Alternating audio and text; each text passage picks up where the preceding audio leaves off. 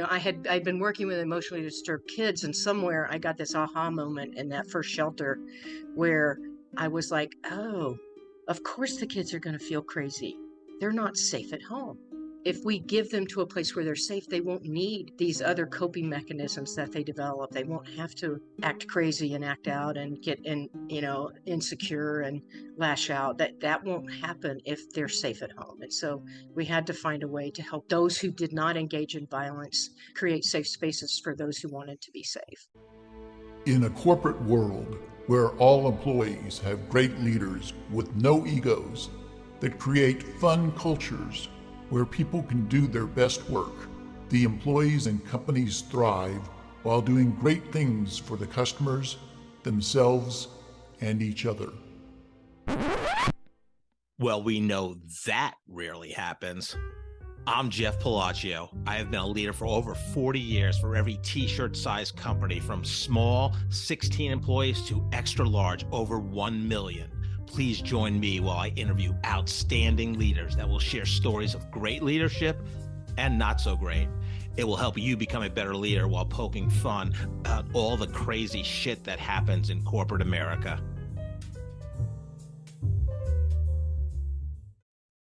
Hi, I'm Joe Deshawn, and welcome to the Corporate Couch with Jeff Palacio. Today, Jeff is interviewing Rita Smith. Rita is an international expert on violence against women based in Denver, Colorado. She is currently the Executive Director of Victim Services for eBodyguard Corporation and the Executive Vice President for DomesticShelters.org.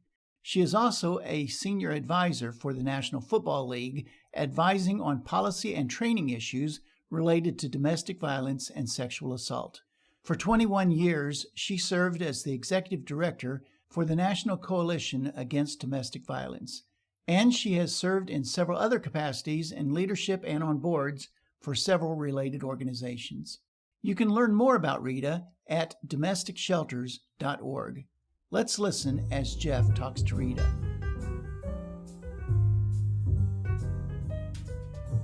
Hi, Rita. Welcome to the Corporate Couch today. Great. Thank you, Jeff. I'm happy to be here with you. Yeah, very excited to talk to you. I mean, yeah, you're an expert in your field, which is domestic violence. And I know you've been on a variety of news and talk shows like GMA, the Today Show. You've been on Oprah, and I'm sure various, Fox News, CNN, and all that. So, yeah, excited to have an expert in their field, even though obviously the topic is a tough one. But you and I were introduced by Caroline Markle Hammond. Correct. She was episode 3 on my podcast. So, and now we're in the 70s. But yeah, and as you know, her story is just incredible. What happened to her personally in terms of sexual abuse and domestic violence, and But let's start with something fun. Where'd you grow up, and what was fun? What was fun for you as a child? I grew up in Central Florida, so about almost exactly mid-state somewhere. So a small town, relatively.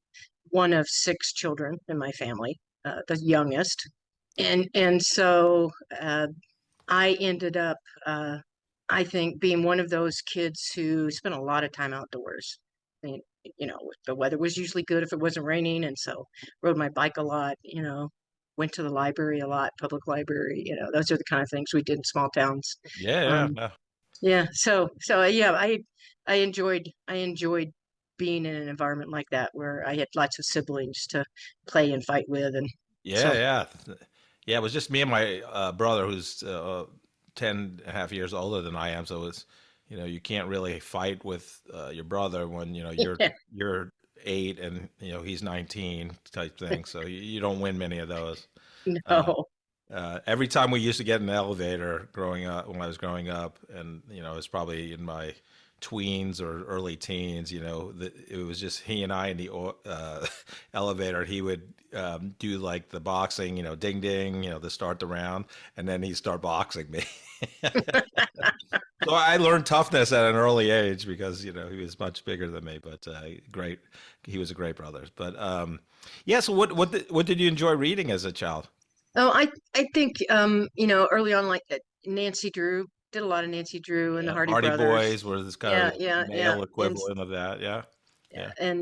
and then just almost everything. I was very curious about what I didn't know, and I remember sitting at my home when I was younger, and I was literally reading the encyclopedia. Didn't have to, didn't need to. And my siblings were like, "Why are you doing that?" Right. And I just found information fascinating, I think. And so, Yeah, that's wild. Now, were you the type of family that would buy an encyclopedia like periodically? Because I remember me growing up, we only had one, and I don't know how old it was, but it was pretty old.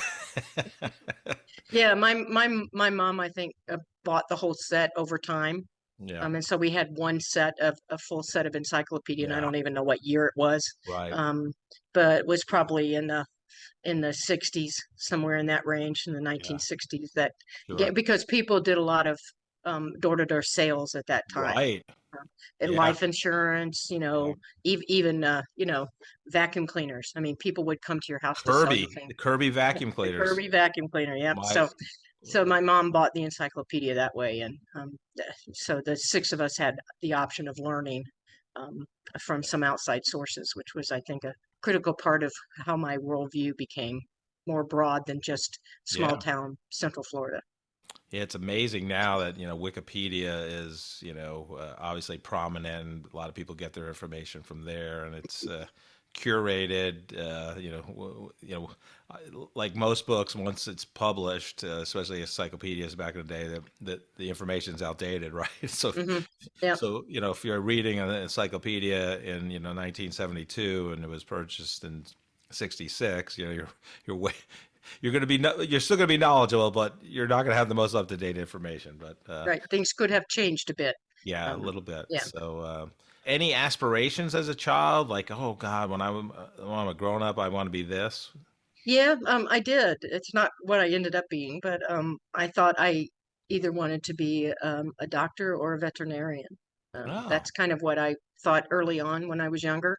But then I found out how much real work had to go into getting those kind of degrees, like even beyond just getting the education, you had to do the internships and the residencies and all that. right. And I think it probably put me off about, as well as learning that I was not easily in the presence of blood. So Right, which would be a kind of a pretty requirement. requirement. Yeah, yeah.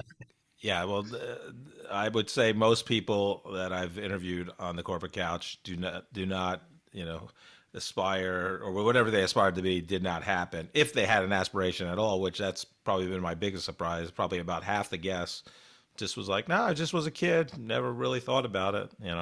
So yeah, I wanted to be an NFL quarterback. So there you go. Um, uh, I'm sorry that didn't happen for you, Jeff. it's all good. It's all good. So you were in Central Florida for your whole childhood, or did you move? Yeah, Or yeah. first 20 years of my life. Oh wow. Good bit. Graduated from high school and then 2 years of community college, so my associate degree. Okay, and then you went to Michigan State University. It's senior year, junior year, Okay. I actually went to a small Southern Baptist affiliated college Okay. in Mars Hill College in North Okay. Carolina. Went there for my junior year, and So still a warm climate, Central Florida, North Carolina. Then you go up to then Michigan. Michigan. Yeah, then Michigan, East Lansing, Michigan. Finished my senior year and got my bachelor's degree there. So yeah. Mhm. Yeah, we're gonna talk about your work with the NFL, but I thought you would find this interesting on LinkedIn. The NFL page on LinkedIn versus the Michigan State University page. Actually, Michigan State University has more followers on LinkedIn than the NFL, which I thought was interesting. So there It you is go. interesting. That Yeah, is interesting. go Spartans, right? There we go. Yeah, yeah.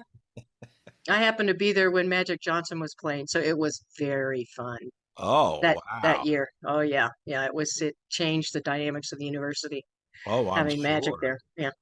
Yes, wow. And the coach was it Judd Heathcote was the coach? Yeah, that Yeah. sounds correct. Yeah. Yeah.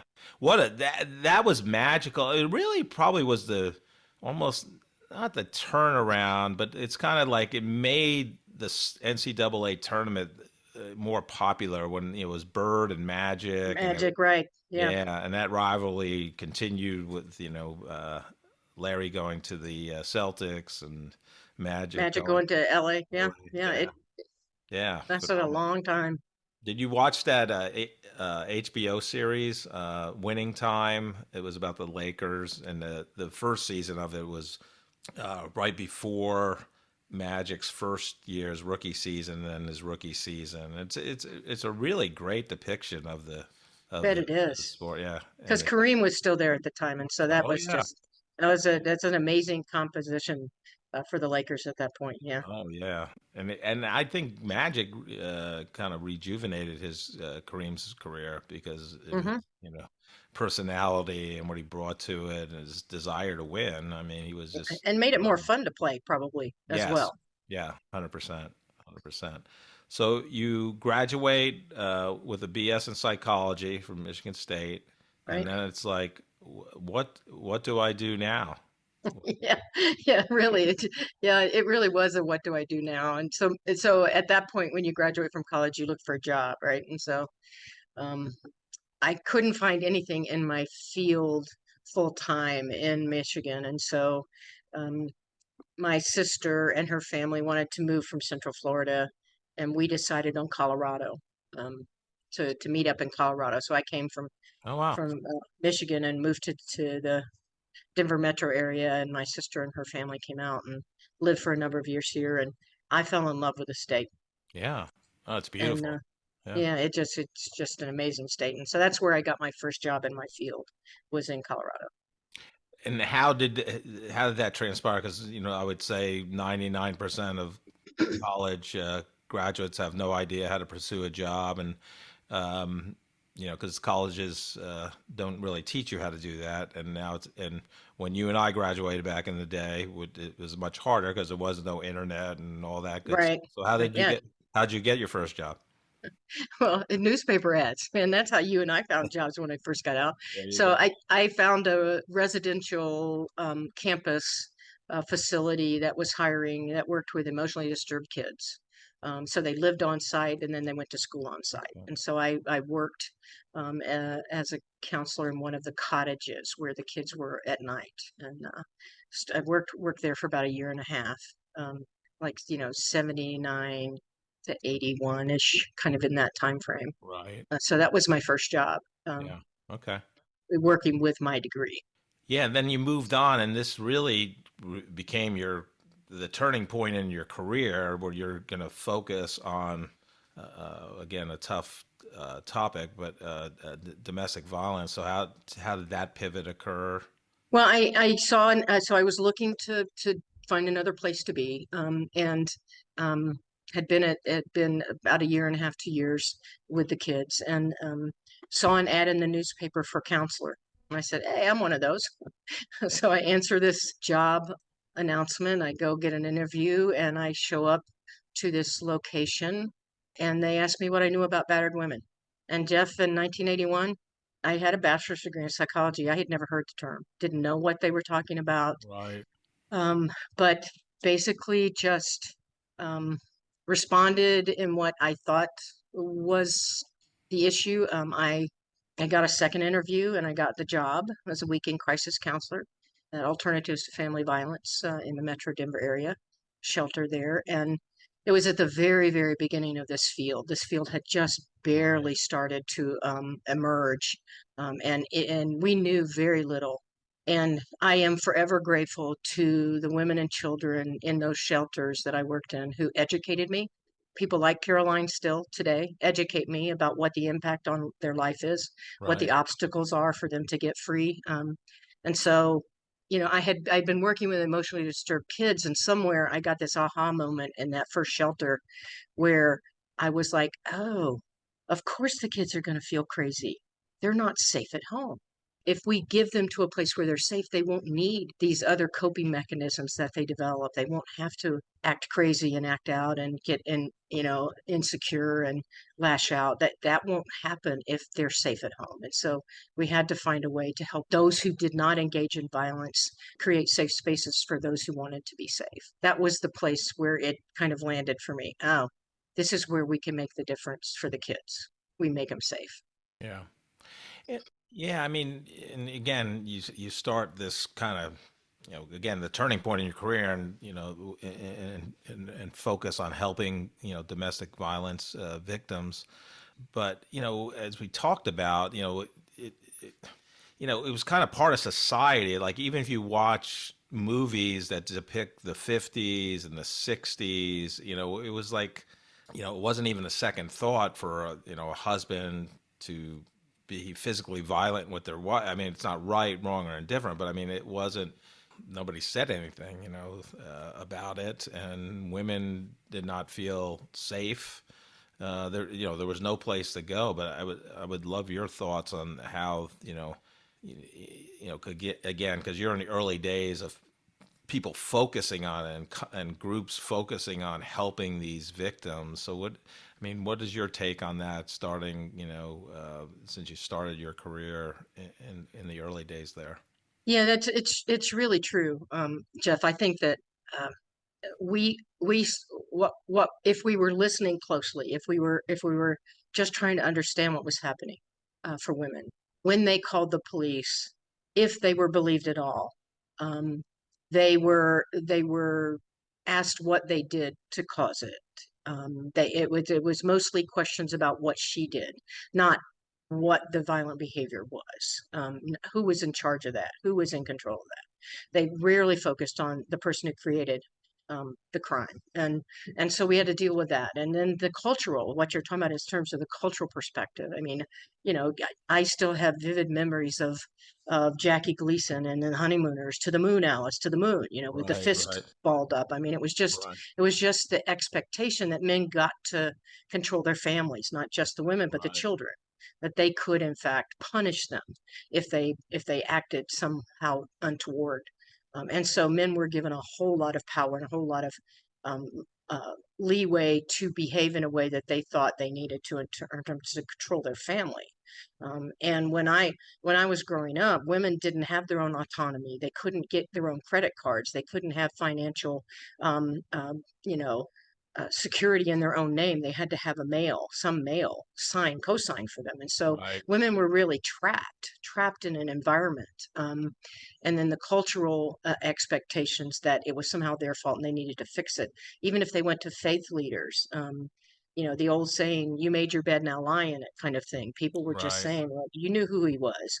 Um, and so, this is your fault. You've got to fix it. And so women were stuck.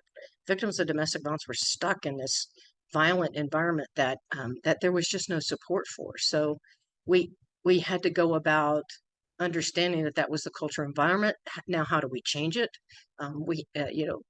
Police were really reluctant to arrest because they said they couldn't. There have always been assault laws on the books. And if the same thing happened in a bar on the corner, the police would arrest the primary aggressor. They would do right, that.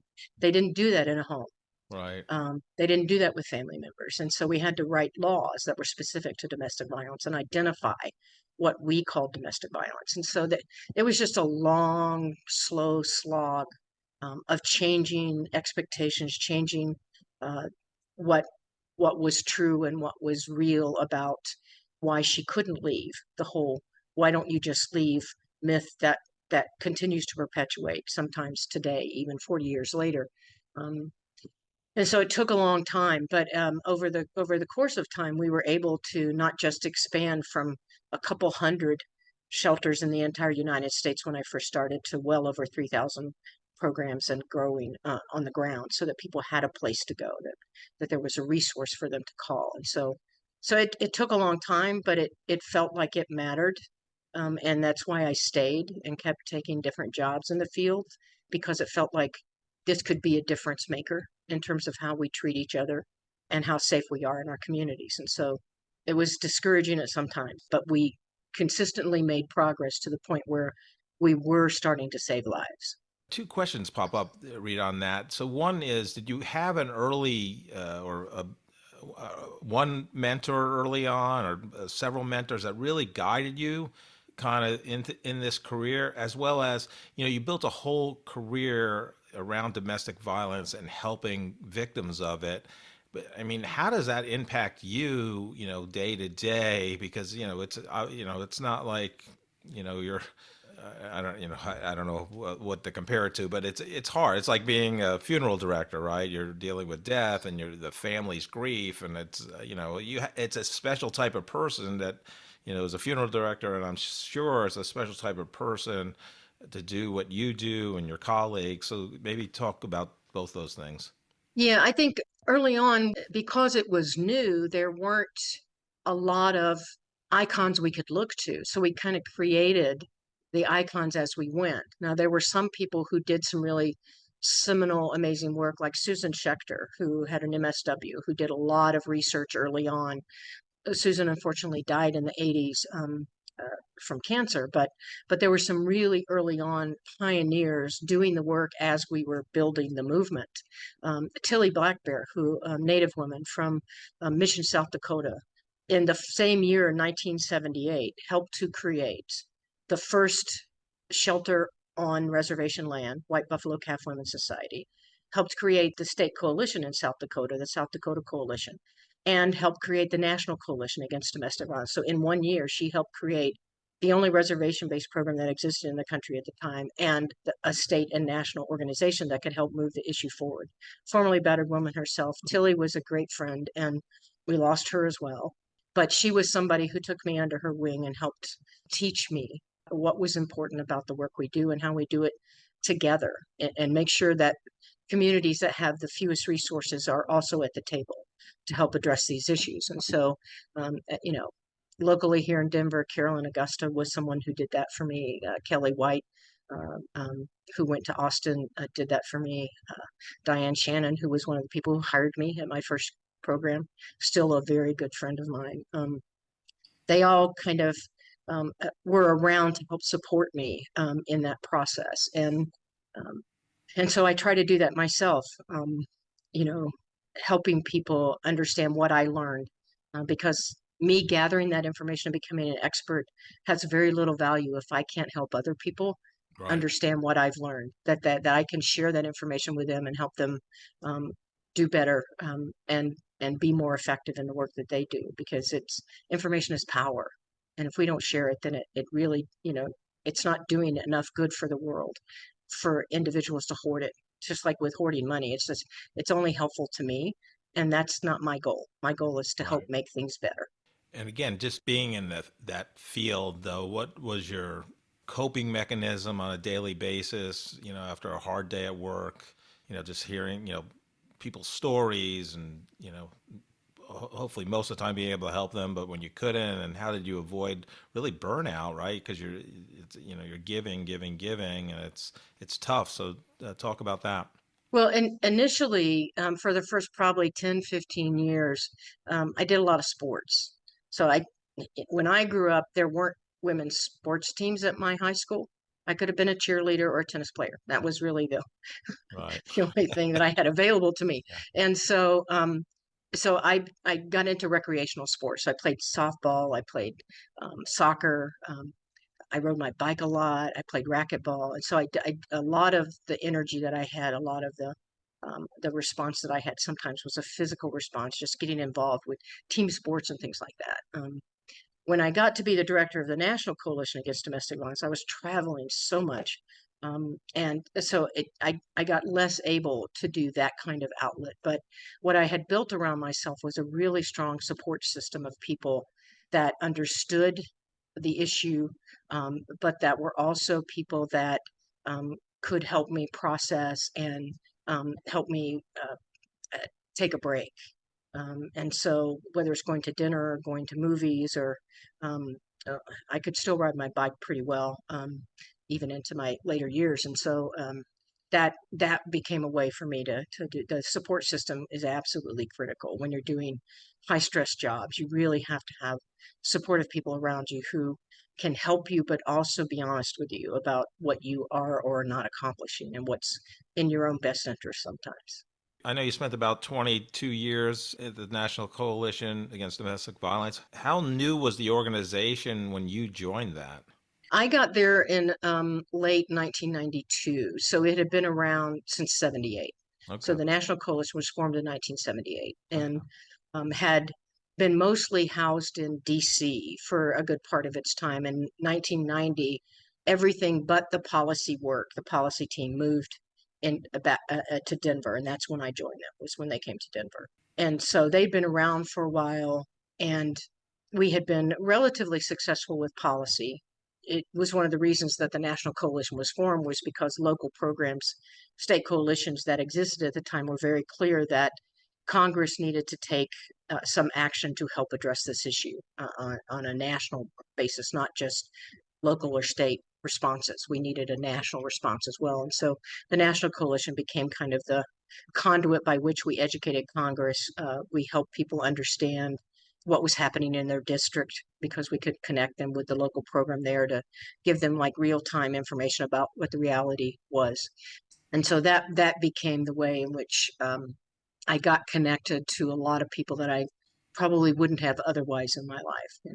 Getting Right. invited to the White House and meeting presidents and things like that was just Right. not something I had anticipated as I Yeah. grew up in Winter Haven. So Right. Today's podcast is brought to you by Exec HQ, a C-suite fractional firm providing elite executives for your business. If you're having challenges taking your business to the next level, if you want to augment your leadership team, or prepare your company for increased growth, profitability, and an eventual successful exit, we have seasoned executives from every C-suite position ensuring a perfect fit for your needs and the dynamics of your industry. You will work with senior leaders who like to roll up their sleeves while checking their egos at the door. They can help your business in specific services such as strategic planning, executive leadership coaching, financial management, corporate governance, marketing, sales management, and many other advisory solutions vital to your business success. That's exechq.com. To learn more, go to exechq.com or email Jeff Palacio at jeff.palacio@exechq.com. Talk about kind of your biggest surprise. Like, you go from, these clinics, and now you're an executive director at a national coalition for domestic violence. And, you're one of your main things is educating Congress and, basically being a lobbyist for domestic violence victims and their support and gaining funding. What was like, oh my God, this is crazy how this works. But, what was that if you had any of those moments? There were ebbs and flows of how successful we were. That's just true in the political world. You make some progress and then you have some backtracks. And that was pretty common. That was something that kind of you anticipated. And you just keep moving things forward as far as you can. So you put on the table a lot of what you wish for, and then the political process is that they pick and choose what they're willing to support at that moment in time. Right. And so you make some progress, but you don't get where you feel like you need to go to address the issue fully and completely. And people in environment or housing or healthcare can tell you the same thing, that you just keep pushing Right. forward towards a process that you think will be helpful for everybody who has needs in this space. And so that was part of it. But it taught me something about patience and um, understanding how to share your message in a way that people could hear it, even if you had different perspectives. And so that honed, I think, my skill sets around communicating about this issue in ways that maybe I wouldn't have been as good at before I started really working in the political field, because it just sometimes you have to frame things in a way that people can hear it, because generally they want to help and they want to support, but how you share that information about how you can get to where you want to go sometimes is really critical. And so that that became part of the process of being part of the political um, environment, was understanding that, oh, there's a reason why they don't want to support it because of these kinds of words, or they've been approached by these people, or and so now how do I share this in a way that helps them understand the people in their community absolutely have to have their support. So Right. What were some of the biggest supporters politically, whether they be presidents, senators, House of Representatives, during your time with National Coalition, or even prior? Kind of your start in '81 in the domestic violence field. well, that probably the first person that I would give a shout out to is Jimmy Carter in 1978. The U.S. Commission on Civil Rights, one of his appointees, invited people to have a hearing in Congress on this new emerging thing called battered wives. And so that's really in January of 1978. The advocates who existed in the country, and we were pretty limited at that point in time. I wasn't even in the field at that point.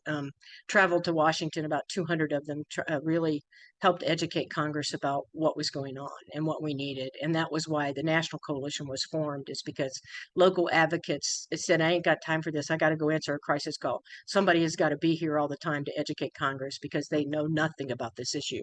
And so Jimmy Carter kind of opened the door for us to start to develop a national response to this. And then, boy, it took a while. Our first bill was passed. The Family Violence Prevention and Services Act was passed in '84.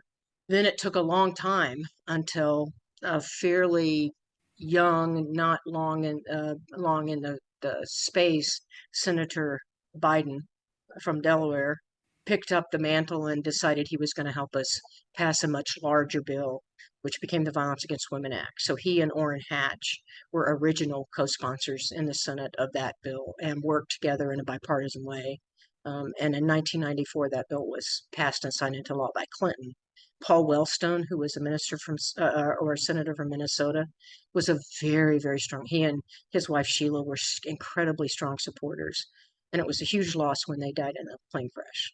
And so, there have just been a lot of people over the course of time who have been very, very helpful. But major carriers, champions, have been some of the women who have been abused in Congress, Gwen Moore, Sheila Jackson Lee, Amy Klobuchar, Kristen Gillibrand, Olympia Snow, who was with Maine, and then Susan Collins coming from them, Lisa Murkowski. There have been some really great champions, particularly women legislators, who have continued to carry forward and help us move it. And so that's what's important to understand, is that while we may have political differences, everyone wants safe communities. And we need to find ways to work together to make that be true, that we can do things together to make that more a reality. And that's part of the process that one has to learn doing this work. In today's political system, people, do things for their party, not for the people Mhm. in general. But do you think, because domestic violence is such a critical thing, and do you think the parties work better in terms of this industry and trying to support the victims and prevent domestic violence? I hate to say it, but it's gotten much harder to get a bipartisan bill on these issues now. We can still do it, but it takes much longer than it should. And we don't often get some of the resources that we need, particularly for immigrant communities, for instance. It's really hard to get resources to immigrants who are experiencing domestic violence, sexual assault, stalking, those kinds of things, because that's what the Violence Against Women Act really covers, are those dating violence, stalking, sexual assault, and domestic violence. Those are the issues that they respond to, and it is harder and harder for us to get bipartisan support. But we have been able to. The last reauthorization included people like Joni Ernst, who were champions, Susan Collins, Lisa Murkowski. Those are not Democrats, but they are strong women who understand these issues, and so they do come to the table and help us with these kinds of issues.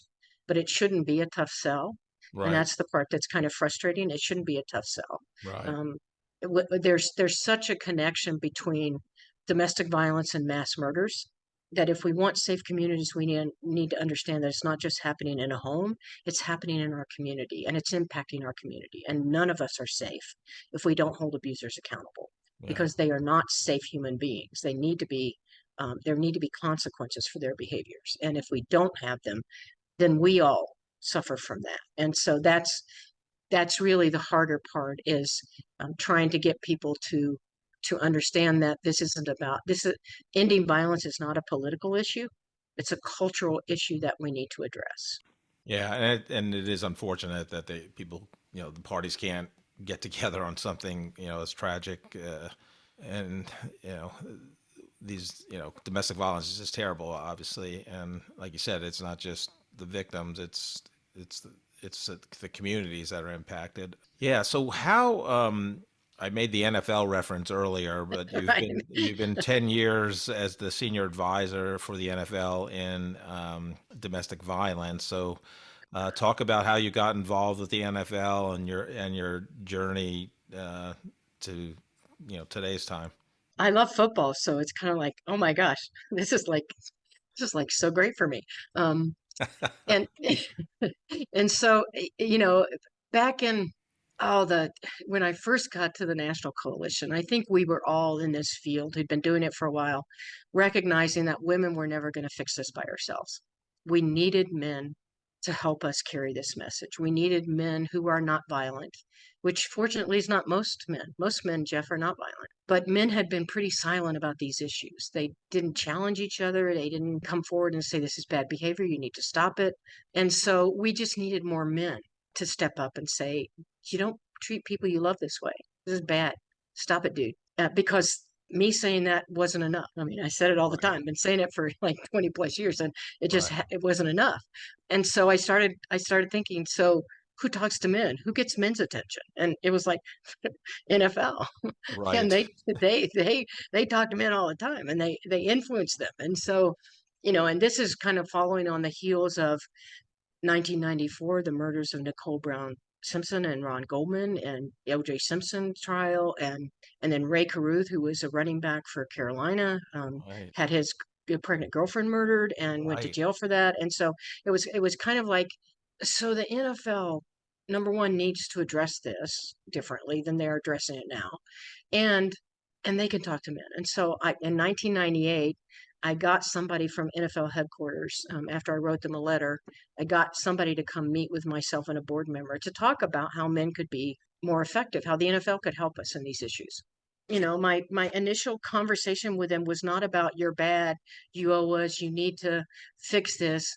I basically just came to them with a conversation of, look, you spend a lot of your energy and resources cleaning up messes.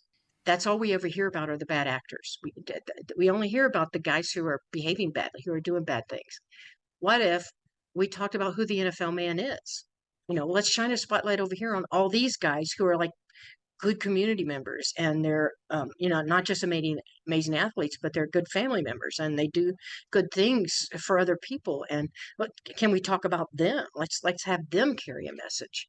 And he listened. He was generous, and he listened, but he couldn't figure out how they would do that. So he went back to New York, and then every time I got a chance, I recontacted them. So we'd really love to work with you. How about this now? And every time I had an opportunity, something came up, I would connect with them. And what got their attention eventually, in some real way, was I think in 2012, 2013, I can't remember what year it was, but Javon Belcher murdered Cassandra Perkins in Kansas City, and then went to Arrowhead Stadium and shot himself in front of a Right. couple of Yes. I live friends. in Kansas City. Yeah, and I so was that over there. Yeah. that devastated Kansas City, devastated the NFL family, and so I reached out this time with Don McPherson, because I'd been working on trying to get more men involved. Don McPherson was a former Philadelphia Eagle quarterback, Oh, right. um, and so good man, really good man. I'd met him, I liked him. He'd become a friend, and so I reached out to Don. I said, "Will you co-write a letter to Roger Goodell with me?" After that murder suicide. So they invited Don and I to New York, to the headquarters, to talk to them about what might be done. And so I started working in like 2013, February 2013, internally with them around if this happens in Kansas City, if this happens in Tampa Bay, who would you contact in your area? Who are the experts there that the teams could work with? Like, who's the DV and sexual assault people that you could talk to?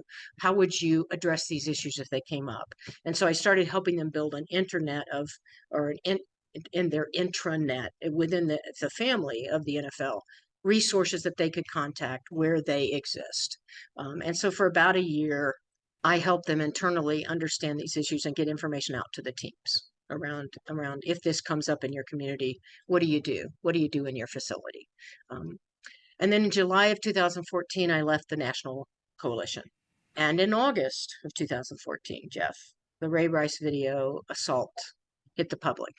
So at that point, because they knew me, I called the person that I'd been working with, and I said, because Goodell's response was not a good one when that video came out. His Right. response wasn't good for them, and I called the person that I'd been working with, and I said, he's getting really bad advice. Let me help you. This response is not a good response, and it's not helpful to the NFL. Let me help you. And so basically what they decided to do was they decided they were going to go full in. They did interviews with lots of experts in the field. I was one of those people that they interviewed to decide whether they were going to bring advisors on or not.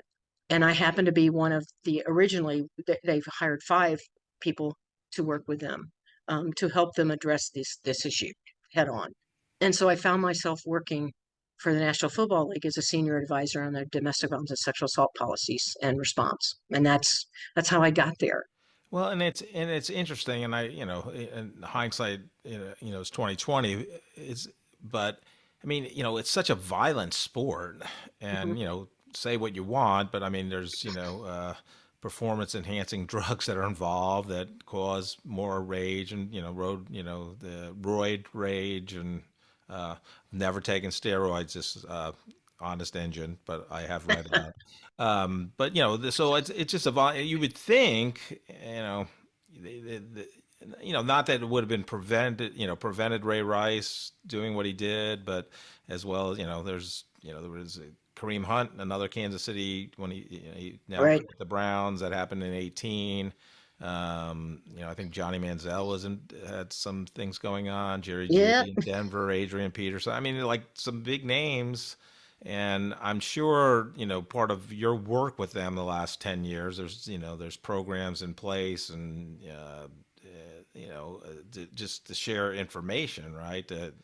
But like you said, it's not, I mean, there's 55 people on the active roster. We only hear of the things, when they do something in the domestic violence arena, but, mostly the people are good that play in the NFL. But are you happy where the NFL's at right now in terms of their domestic violence policies and procedures? Yeah, I am happy with the progress we've made. Absolutely. Initially that first year, we really just went full in and looked at everything. And basically, we got them to change how they responded to these issues. What they had been doing, and what most every other sports association did as well, is they waited for a conviction. They didn't do anything if the police didn't do anything.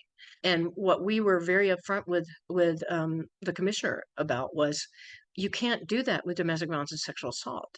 They are rarely reported. They are underreported crimes, number one. Number two, they are rarely prosecuted. And even more rarely, there are convictions. That cannot be your standard.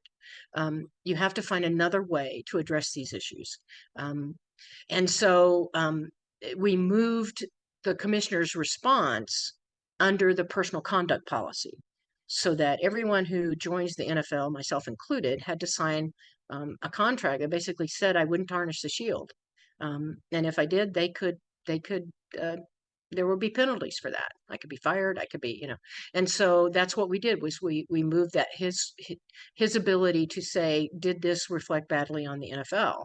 And so that gave them a way to respond. That gave them a way to do something, even if they weren't convicted of some kind of a crime. That there was a way to hold somebody accountable. And we increased the suspensions from 2 games to 6. And in an NFL 16, 17, 18 game season, 6 games is significant. And that's what we said. It had to be, it had to feel, it had to matter to these guys. And so for 6 games, they weren't getting stats, they weren't getting paid, they weren't able to practice and be around their teammates. And so that would start to matter to them, because stats and accomplishments are how you get your next best contract. And so taking that away from them mattered. So up to 6 game suspension would make a difference. And so that those things have improved the internal response. And then, every year we have done an education session that everyone has been mandatory to see, from owners to groundskeepers. Everyone is required to see this education session. So we started to teach them about this issue. The first year was DV 101, sexual assault 101. What is it? What does it entail? How does it impact the victim? How does it impact the perpetrator? And what can the NFL family do to reduce these numbers? And that's really, that was kind of where we started, and we've built on that for 10 years. And I think that we have done a great job of expanding people's knowledge, both in the NFL and outside, because those trainings, once we provide them to the NFL family, that those trainings are available for community members, community groups to use in their own sessions if they want to use them. And then they've done lots of education downstream. So high school, college coaches, high school, college teams, they've been able to expand their influence in that way. I'm hoping that someday we get down into Pop Warner and we teach these 6 and 8 year olds that Wow. respect for self and others Yeah. is the thing, and we won't see the kind of violence perpetrated as adults if we teach these kids that you play the game, you don't hurt people. Talking about, I saw you're maybe still involved with Michael Bolton Charities, the singer. Is that true? Yeah, Yeah. yeah, I am. Michael was, as I said, I was looking for good men who wanted to Yeah. deal with these issues, and Michael had created a charity, Michael Bolton Charities, which addressed women and children at risk. And so started a relationship with him, and have been really fortunate to spend a lot of time with Michael over the course of 20 years. And Yeah. No, that's very nice. I do have to ask, what's his hair like in real life? it's much shorter than it was in those days where The he had a video long. days. Yeah. Yeah. Yeah, Well, it's yeah. nice that he supports domestic violence and other not-for-profit. So, yeah, Rita, I'd like to get great leaders' advice like yours for two different groups of people. One is that recent college graduate as they going to pursue their first professional job outside of college and start their professional career. What advice do you have for them? Well, I think you won't always get your best job first. So find a way to get as much as you can from that experience. Learn what you can, um, be a good employee, um, listen to people who might be in the space, have done it for a while. You may not agree with them about their strategies or how they've approached the work, but you're going to learn something from it if you do that, and you'll find what pieces fit for you and how you are best at this kind of job. Yeah, So yeah, your favorite job is not going to probably be your first job, but right. there's a value to it that you can glean from it even then.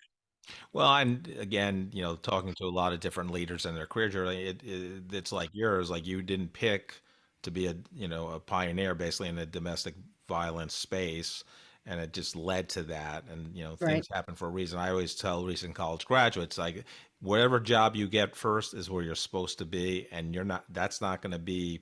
You're going to do a lot of different things over the course of a 20, 30, 40 year career. So don't just learn and do the best you can and be curious, ask questions. But yeah, the second group is once you become a leader, like at least from an org chart perspective, and you're responsible for a team of people. What advice would you give them as they begin their formal leadership journey? I think it's really critical that we open the door for as many other people as we can. So, you know, for myself as a woman, I always wanted to make sure that I was empowering other women in the process, that I was finding ways to help them, even as simply as if I had contacts with a foundation or a corporate philanthropy group, I shared that with other people. I didn't see that as, you know, I always felt like that I had access to people that I was really gifted to be able to be in the same room with, and that I shouldn't hoard that information, that it was really important for me to share that. And so I would give people the contact for, at the time, the people in Verizon's social responsibility department, because Verizon was a major sponsor for many, many years on domestic violence and sexual assault. They were very good corporate partners, and so I would share that information. I would tell people about grants or foundations or corporate people that I had met with that weren't interested in funding my organization for whatever reason, but that they might be interested in the process or project that somebody else was presenting. And so I saw it more as a collaborative effort as a leader, and not something that I should limit people's other access to, and particularly in communities of color. I always really wanted to make sure that people who didn't have the same kind of access or resources I did were given an opportunity to be in the same space, to be at the table, because the more diverse we can be about how we address an issue, the better that response is going to be. Thank you for that advice, and thank you for coming on the corporate couch. And not only that, but all the work you've done, since 1981 in the domestic violence space. And I know we didn't even talk about some of the things you're doing today, VP of External Affairs for domesticshelters.org and eBodyguard, where you're the Executive Director of Victim Services. So just thank you for all the people you've helped over a long, illustrious career. So thanks, Rita. I feel really, really blessed to have been able to do it for this long, Jeff. Thanks a lot.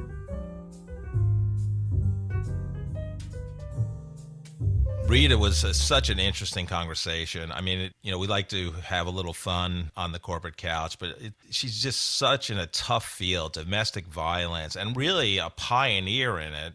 She's been doing it since 1981 or 82, and, has done countless things. It's also another example of, most of our guests, they fall into a career. Mm-hmm. She started counseling children, I believe, her first job out of Michigan State with a degree in psychology. And then she got a job in a battered women's shelter. And then it becomes this whole career. She was executive director of the National Coalition for Domestic Violence for 22 years, going to the White House. She'd appeared on Oprah and GMA, the Today Show. And then, she started talking to the NFL in 1998 to influence the NFL to help support the cause of domestic violence. A tragic incident happened in Kansas City in 2012 where Jovan Belcher, one of the chiefs at that time, murdered his 22-year-old girlfriend and then drove to the chief's training facility and committed suicide. And there was coaches around, and Scott Pioli, the general manager at the time, they tried to stop him, but he committed suicide. So that was 2012. And finally, after so many years, from 1998 to 2014, the NFL finally brought her aboard, and she's a special advisor for their domestic violence initiative. So just a phenomenal career. And like I said, in a very she wants to make a difference, and that's what drives her. So, what were your thoughts? It just shows off the variety of shows and interviews that we've got here on the corporate couch. We show everything. So there's a lot of times where we're going to have a little bit more fun, and a lot of times where we're going to say, "Look, this is big stuff." I was struck by the fact in her interview. She didn't bring this up, but she might as well have, because it was certainly implied there. The line from the Spider-Man movies where they said, "With great power comes great responsibility," and how that applies to the NFL, because the NFL is like it's like the biggest brand next to Coca-Cola. It is huge. The NFL Shield, there's nobody that doesn't understand the NFL Shield. And it's followed the demographic is primarily by men, but it's followed by almost an equal number of women. It is just extremely popular. The Chiefs obviously have sold out every one of their home games for decades, it seems like, whether they're winning or not. So if something is that big and that successful and with that much money, they are obligated to take on the hard issues in life. And this is certainly one of them. And that was one of the things that she had to convince Goodell about, was that no, you can't wait for them to be convicted, because this is different. And the NFL has to tell people how it's different, and they have to take and accept responsibility for this. It is their obligation to do that simply by virtue of the fact of how powerful they are, how big they are, and how popular they are. I was just totally impressed with Rita's entire interview. I thought it was a wonderful experience. What leadership advice would you like to impart on our great audience today, Joe? In honor of women everywhere, we're going to go to that great philosopher, Phyllis Diller. And Phyllis one time said, "I want my children to have all the things that I couldn't afford, and then I want to move in with them." Thank you so much for listening to this episode of The Corporate Couch. If you enjoy the podcast, I would love for you to take 2 minutes out of your day to rate us 5 stars and write a review. Please join me next week to learn from another great leader sharing their professional journey and insights.